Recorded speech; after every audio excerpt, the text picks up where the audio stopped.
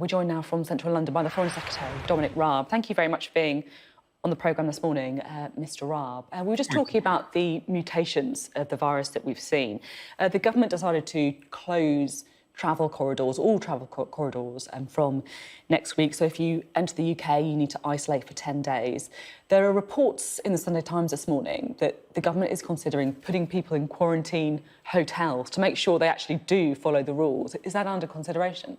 I think we've considered all of the possibilities. We're obviously responding to the new variations. As your guest suggested, we don't quite know yet because we're still examining. We've got some of the experts across the world in genomic sequencing, but we need to check that those new variants don't either create extra pressure on the NHS, impact on fatalities if they were to come into the UK, or undermine the vaccine programme. So the suspension of the travel corridors is a precautionary measure just to make sure we don't undermine the programme of vaccination and protection of the NHS here at home. I totally understand the arguments for abolishing the travel corridors. Of course, the difficulty is making sure people actually obey the rules. So I'm just going to ask again, are you actually considering putting people in hotels? Look, we will consider all the measures in the round. In terms of enforcement, we're going to be strengthening the checks both at the border, so when people come in, to make sure that they've filled out the passenger location form, that they've got that negative test that they have to vouch for before they get on a flight, and also because the effect of abolishing or suspending the travel corridors is that people go into quarantine, isolation, self-isolation for 10 days. We're making sure that the PHE, the Public Health England, checks to make sure people are adhering to those rules are also followed. So on compliance, as well as changing the rules, we're also making sure we beef up the capacity to make those checks. People are also going to have to provide, as you say, proof of a negative test before entering the UK. Why has it taken 352 days to do that since the first case of COVID-19 was found in the UK? Well, there's a challenge not just to make sure that you have the tests in place, but that actually you don't have asymptomatic people taking tests and then discovering they've got the virus, which is why you need the double test, if you like, or the test and then the isolation. Actually, I think we've responded. The reason we're taking this action now is to respond to the new variants. But if you look at, for example, Germany or Canada, we're actually in a pretty similar place in the way we've responded internationally. And that is because we've tracked the virus, the variants to it, and we followed the scientific advice about the most effective measures possible. Although obviously other countries have been much tougher on border controls for a lot longer. You were mentioning the new variants there. Given the fact that we are seeing these new variants springing up around the world, Brazil, South Africa, is it quite selfish to go on holiday at the minute? Well, look, there's very clear advice which applies to all travel in the UK. So is it selfish? Sorry, well, you asked me to make a moral judgment. I think right now people should be staying at home unless it's absolutely necessary. So no, they shouldn't be going on holiday. I don't think that's appropriate. It's only for any travel, domestic or otherwise, ought to be for the limited exceptions that have been spelt out. And I do think, if this is the point of the question, we've got this narrow period where the NHS is on the cusp. We've got to protect it. We've got the light at the end of the tunnel with the vaccine rollout. We just got to stay at home as much as possible, unless there are really strong, limited, exceptional reasons for travelling domestically or internationally, and that's the way we get through to a better place. As you said, there is now that light at the end of the tunnel with the vaccine. Sources have told the Sunday Telegraph that all over 18s could have the jab by the end of June. Is that realistic?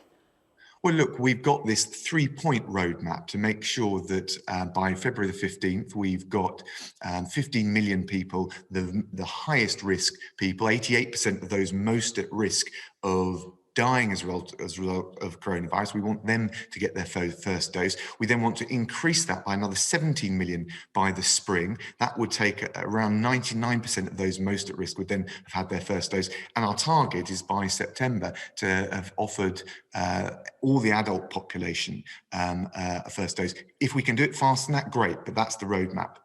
That's the roadmap. It does feel like you might be able to do it faster than you were perhaps anticipating. The Scottish Government paper published, then taken down, suggested that actually the UK could offer every adult a dose by mid-July. I understand you probably don't want to throw an extra target out on TV this morning, but is it fair to say things are going better than expected? Well, look at the numbers. I think people just want to hear what the raw facts are with this. We've vaccinated now over 3 million. If you take the UK compared to other countries around Europe, we've got double the vaccination rate of the next leading country, which is Denmark. We saw on the latest figures, I think for Saturday, over 300,000 people getting their doses. So we have got the capacity, but we're ramping up all the time. And I think the roadmap that we've got is the target we're aiming for. And it's a smart, realistic, but ambitious approach, which will mean that we hope by the early spring we can get into a better place. We can lift some of the restrictions. It'll have to be done gradually, and the country can get back to normal. Right now, the thing that puts that at risk, there's two things that put that at risk. One is the risks around the new variants. We just need to take this precautionary approach, hence the suspension of travel corridors. And secondly, just making sure that the NHS is properly protected. It's on the cusp. It's under pressure like it's never been under before. So right now, people, yes, there's light at the end of the tunnel, but what everyone watching the show needs to focus on is adhering to the rules so we don't overwhelm the NHS, which is under serious pressure. There's been talk as well about supply being the rate-limiting factor. So in other words, it's about getting the vaccine actually made and produced and given to you that is stopping you being even quicker. So how many doses are available now, and how many are you expecting to get in the coming weeks? Well, I think the total number that we've secured contractually, some of which have been delivered and some of which now are on stream, is 360 million, or slightly higher than that. So we should have the total amount of supply. We've had the Pfizer, the AstraZeneca, the Moderna vaccines that are now being rolled out. They're in total, I think, 7 different vaccines that we want to get on tap. And then there's all the distribution. But on the distribution side, we've got, by the end of January, we're hoping to have over 1,000 local sites. We've got over 200 sites for vaccination in hospitals, and then we've also got these mass vaccination sites that are being rolled out from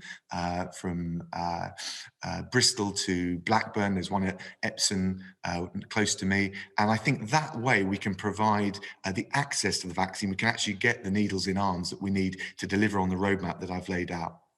If supply is the limiting factor, obviously you made all those orders before taking the decision to delay the second jab to up to 12 weeks.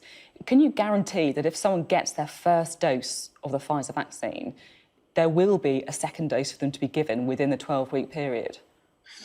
Well, look, we're boxing and coxing with the right way to do it based on the scientific advice. But what we've been told is it is the sensible thing, the smart move. But I'm not, sorry to interrupt, I'm not asking about the justification. I understand fully the reason that you decided to do it. I'm just asking, can you guarantee that if someone gets their first dose of the vaccine, there will be enough supply, they will be able to get their second dose within that 12-week period?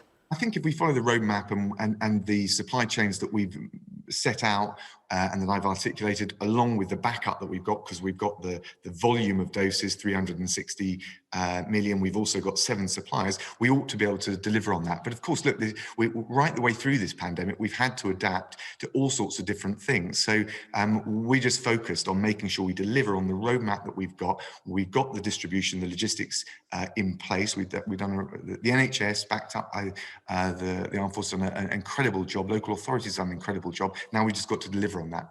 Some people might be a bit concerned by saying, you know, you ought to be able to deliver on getting their second dose within 12 weeks. Can you not guarantee that on Pfizer, for example, you will be able to get the second dose? Well, we absolutely are aiming for that. We should be able to deliver it. And actually, if you look at our track record, which is what I think people will ultimately judge us on, we're well out ahead of any other country in Europe. We're a global leader, frankly, in rolling out a responsible vaccine. And I think we can be quietly confident.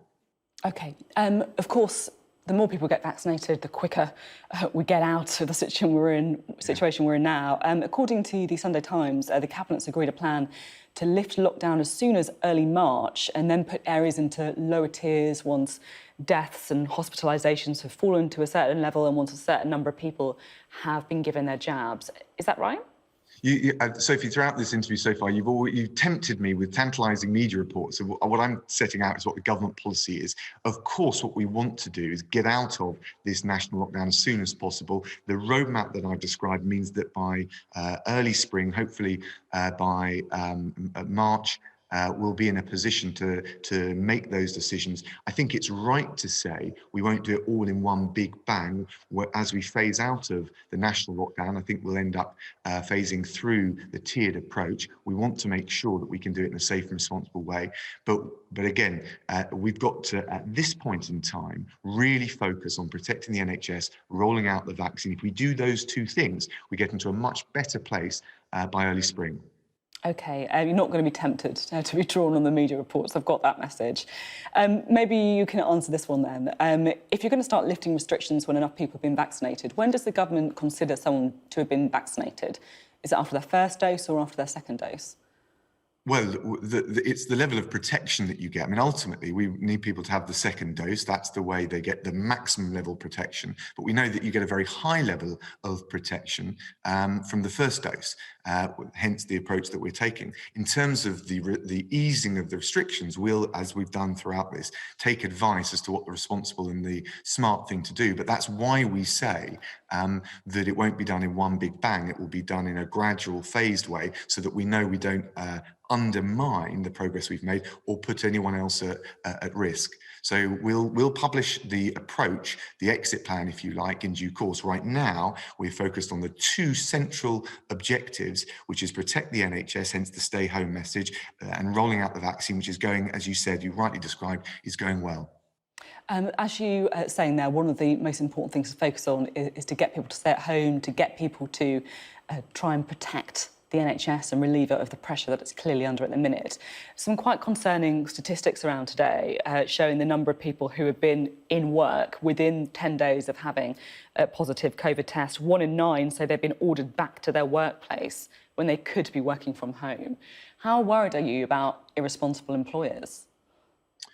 Look, we need everyone to follow the rules, employers, employees. The guidance is now, I mean, it's changed a bit, and so we recognise that there's a job to do making sure it's communicated, but it's been well communicated. So, of course, any employer, any responsible employer must follow the guidelines, both as a matter of responsibility to its workforce, but also the national mission that we've all got rallying together to get ourselves over the line by early spring so that we can actually get more people back to work and open up the economy, but in a safe and responsible way.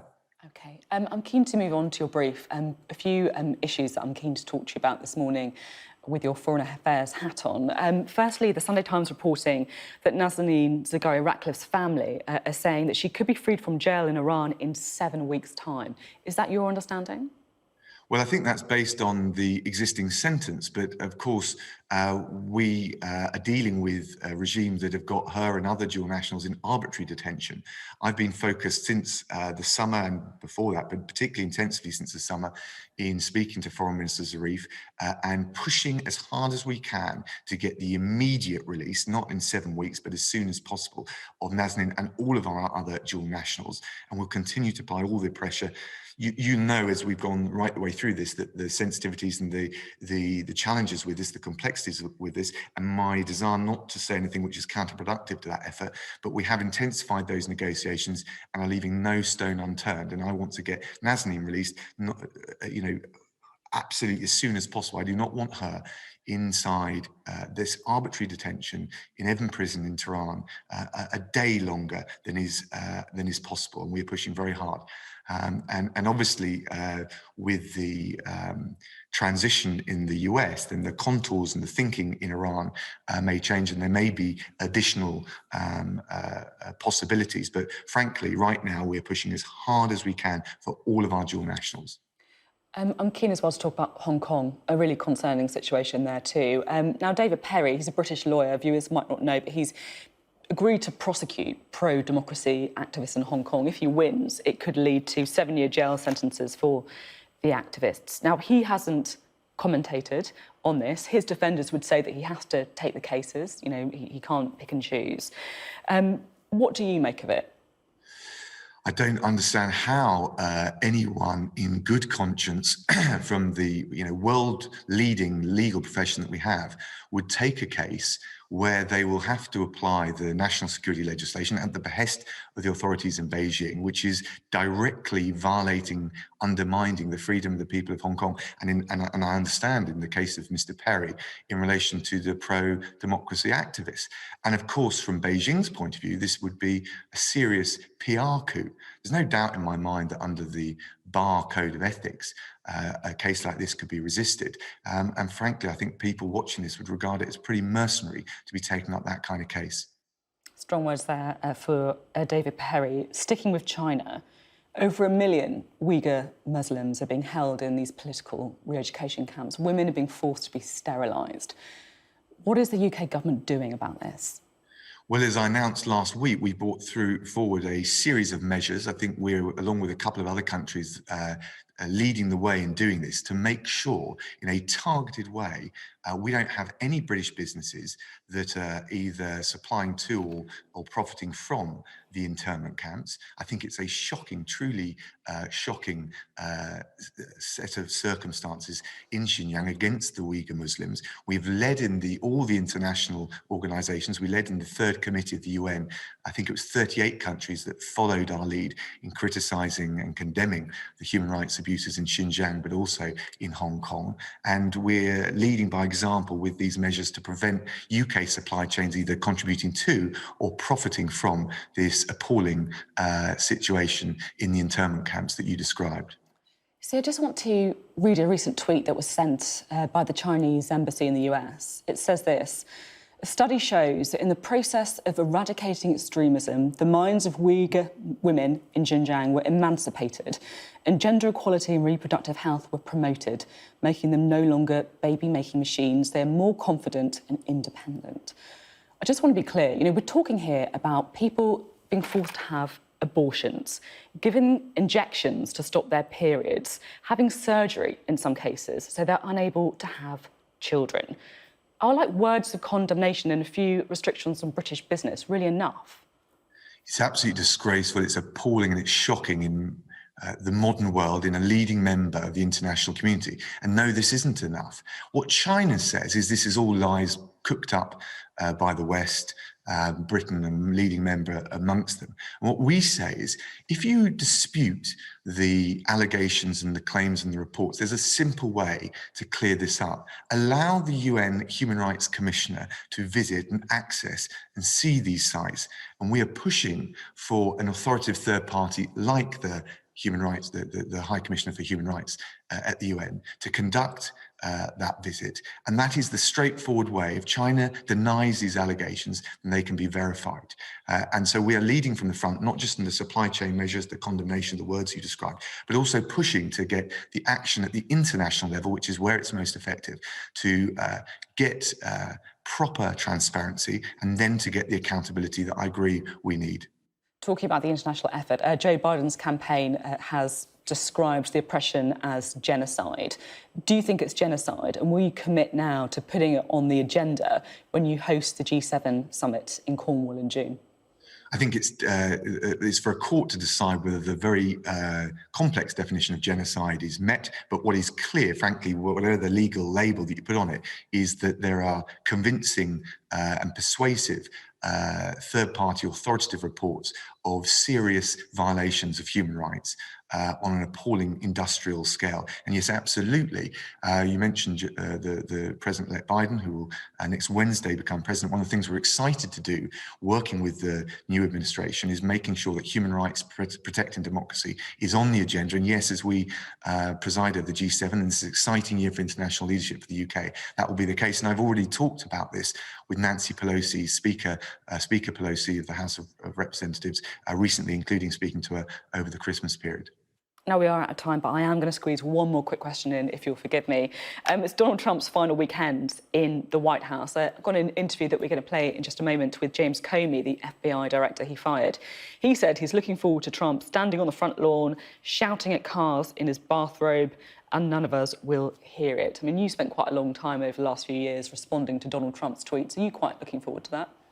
Look, it's the job of the British government, and certainly me as Foreign Secretary, to make the best of our relations with whoever's in the White House. I think we've seen some pretty shocking scenes in terms of Capitol Hill recently. The Prime Minister has been very clear on all of that. We're very focused on Wednesday, when there's a new president and a new team, making sure that in our G7 presidency year, when we're hosting COP26 here, the climate change talks, that we can work with the new US administration on human rights, on COVID, on climate change, on all of those areas where we need to bring countries together to tackle these global problems.